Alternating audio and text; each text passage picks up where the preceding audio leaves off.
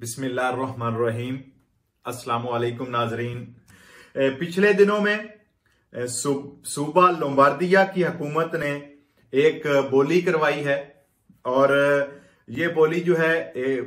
जो कि फ्लू और जुकाम जैसे सर्दियों में आमतौर पर लोगों को हो जाता है उसके हवाले से है। और इस बोली में जो कि इस बोली में जिन मुख्तलिफ इटली की जो मेडिसिन की कंपनियां हैं और उसके हवाले से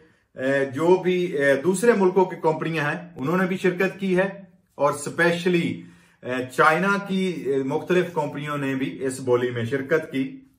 सूबा लोम्बार्दिया को 5 लाख जो है वैक्सीन इस जो मौसम सरमा आ रहा है उसके लिए दरकार थी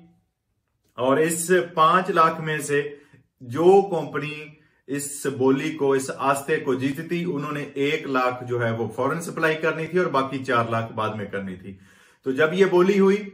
मिलान में सूबा लोम्बार्दिया में तो ये चाइना की एक कंपनी है उसने ये बोली जो है वो विन कर ली, जीत ली और उन्होंने गवर्नमेंट से वादा किया कि हम 1 लाख डोज जो है फ्लू नजला जुकाम की वैक्सीन वो आपको भेजेंगे